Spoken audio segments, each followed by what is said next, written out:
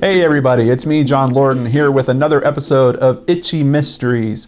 Now, you know what I really like about this show? I already have 3 shows that I do every week that require a pretty hefty amount of research. But the great thing about Itchy Mysteries for me is typically I just need to watch something. Sometimes it's a documentary that's only an hour. Most of the time it's something that's around 2 hours. And it's really easy after that for me to think about it a little bit, kick on the camera, talk to all of you, and boom, episode done. This week is a little bit different. This week we are talking about a documentary called O.J. Made in America. This was released in 2016, and the total runtime is 7 hours and 47 minutes. So a lot went into this episode of Itchy Mysteries, much more than usual. But let me just say, I found every second of that time worth it. This documentary is extremely strong. I can tell you for certain, unless something radical goes on for the rest of the year, I am certain this documentary will be in my top 10 list at the end of the year. It's pretty phenomenal. And it's not just phenomenal on the things I look for. Let's go over those just a little bit. I like it kind of feels like a period piece because, we're now looking at this case over 20 years after the fact. So with all the footage you get of the courtroom proceedings and downtown and the LA area around that time, it really is a very cool time capsule of a pretty trying time in terms of Los Angeles history. Quite honestly, there's only a handful of events that have happened in Los Angeles that I think even get on the same radar as this event. And what I think is phenomenal about this documentary is it actually touches on a few of those kind of before it gets to the story about OJ. There is a lot of context that is set up about black and white relations, particularly in Los Angeles, but also at least nationwide, if not globally, that is covered in this documentary. And that's where I think some people might be challenged a bit by some of the commentary that's brought up. I think that challenge is extremely important. As a matter of fact, when I got done watching this, the first thing I said to my wife was, I think this is probably the most important documentary that I've ever seen. I think it is very important for white people, for black people, for all of us to think about what our role is in trying to help the progress of something very bad that went on in our country for a very long time, and some would say is even continuing to go on right up till today. So I honestly feel this documentary is just, it's a home run in terms of how well it's constructed.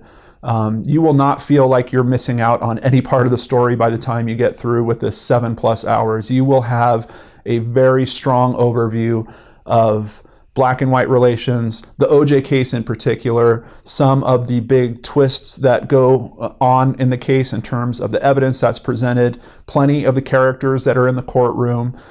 I lived through it. I was in Southern California when all this was going on, but I was a bit young to really understand the implications of what's going on. I know that a thing that a lot of people my age will talk about is remembering where they were when the car chase or the low-speed car chase was going on. And I have a very vivid memory of that as well. It's strange to me that was so important because outside of that, I really didn't know who OJ was. I wasn't a big football fan.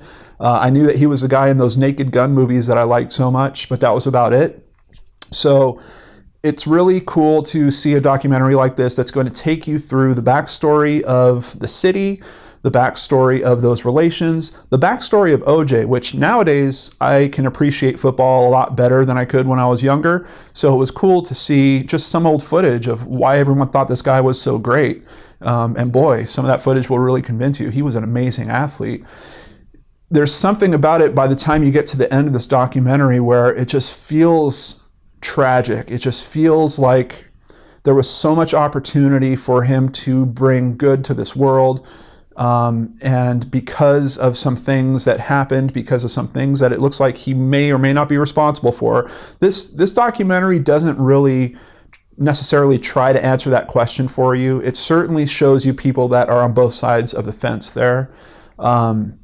But man, it seems like such a wasted opportunity. It just seems like he could have been a true superhero. Someone that could have done a lot of good for our country, a lot of good for the city of Los Angeles in particular. And unfortunately, this story just rolls into a tragedy and just flops from there into worse and worse events.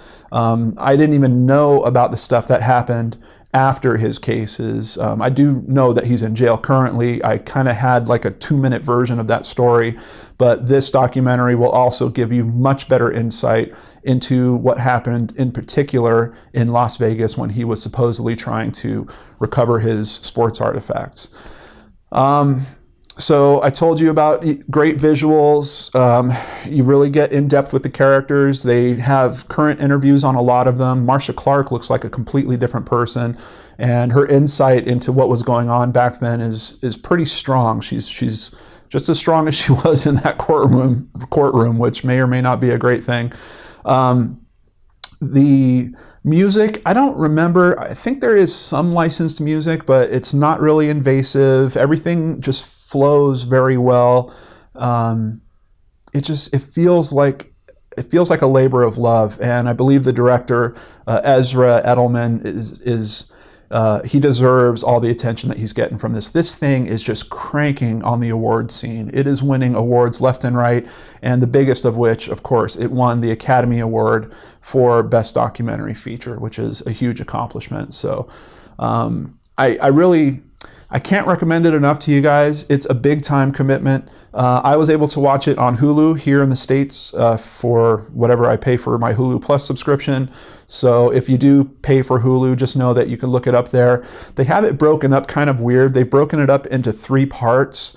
And while you're watching it, the first episode really has part 1 and 2. Then the second one has 3 and 4. So it's kind of strange. I don't know why they just didn't break it up into the parts as it's numbered the way that you're watching it. So just know it might be a little funky when you go to start episode 2 and it says part 3 and you're like, wait, did I miss something? You didn't. Part 2 was covered in the first episode on Hulu. So just know that the episode layout's a little weird on Hulu, but it's all there. Really worth your time. If you're going to watch it the way I did, you're probably going to have to take it in chunks and kind of sit with it. There is just a lot of very important topics being discussed. There's a lot of deep thought that you can give into the questions that are raised with this documentary, and I hope that people do that. That is why I feel that it's so important that people watch this documentary, even if you were there or not. I had this weird thing where I didn't really want to get into it because I don't have particularly good memories of that whole event. I know with the way the courtroom footage was being broadcast on television, people that lived through it, I think we're generally very burnt out on OJ, on all of the press that was being dedicated towards that.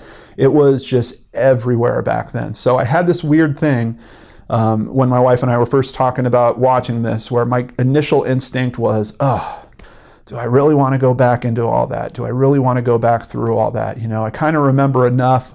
I don't think that he really deserves this attention, but this story is so much bigger than OJ, kind of the way that his defense team made the case much bigger than it being just about OJ.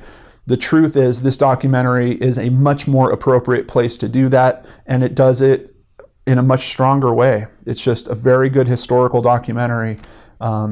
Honestly, my hat's off. I can't compliment it enough. Now, some of you are probably wondering, did I watch the TV movie version, People versus OJ? I did watch most of it. My wife started watching it ahead of me, and then I kind of fell into it when she was already a couple of episodes in. So I didn't want to do quite a full review on that. I think if people are worried about how dramatic and straightforward this documentary is going to be, they might opt for that television film. It's dramatic, but it's dramatic in a TV show type of way. And it doesn't quite go over the overarching racial tensions that are going on. it touches on that a little bit as they're brought up within the case, but not the way that this documentary does, which quite honestly I think is excellent. This is the type of thing that I hope that they're showing in schools. It's really that important to me. But the People versus OJ is a more like an entertainment flavor version of that story, much more dedicated just on the OJ case and what goes on with that. And even some of those events have kind of been played up for the drama, which it didn't quite happen that way. They literally have a few events that happen in that movie that just didn't happen in real life, at least not the way that they were depicted. So just know, if you want the straight scoop with a bunch of really important but probably tough questions that you're going to leave with, come watch the documentary OJ Made in America. If you want a much lighter fare that does have some good acting, some really questionable acting, and some horrible casting. I'm sorry, but John Travolta does not look anything like, oh God, now I'm going to blank on his name. The attorney for OJ, Shapiro, Bob Shapiro. John Travolta looks nothing like him. No matter how dark you color in his eyebrows, no matter how you make his hair, he looks nothing like Robert Shapiro. Like, I can't believe that they cast John Travolta in that role. But outside of that, there's some decent casting, some very good performances from a couple of key players in that. Wow, this is turning into a double review. I don't want to go into it too much, but just know that there is that lighter, kind of more popularized entertainment version of this story if you do want to check that out. But in comparison, it pales in comparison to the documentary. The documentary is so strong. Have I convinced you yet? I'm doing my best. Here's a little bit more. It is currently rated a 9 out of 10 on IMDb. I don't know, guys. I don't know how this could have been any better. Perhaps if it was, I don't even think editing it and making it shorter would really be fair to it. The way I'm looking at this thing, I think it's a 10. I think it's a home run. I think documentaries are meant, at least the way I look at them, are meant to touch you, to move you, to sometimes ask you tough questions about humanity, about your own humanity, about the circles that we decide to bring into our lives, about people that we associate with. This, for me, fires on all of those cylinders in an extremely strong way that I don't feel is too heavy-handed trying to teach you a particular lesson. I really do feel like this is a fair view of things that were going on at that time, in specific around that case and even leading up to that case. So 10 out of 10, guys. I don't know. I'm telling you, it's definitely going to be on my top 10 list. Might even be smack at the top, but we've got the rest of the year to go. Hopefully there's a lot of other great documentaries out there, and if there are, we'll find them and talk about them. Thank you so much for joining me here on Itchy Mysteries. Hope you're having a great week. Be sure to come back, check me out here on the Lord and Arts channel. We'll talk again when you do. Take care.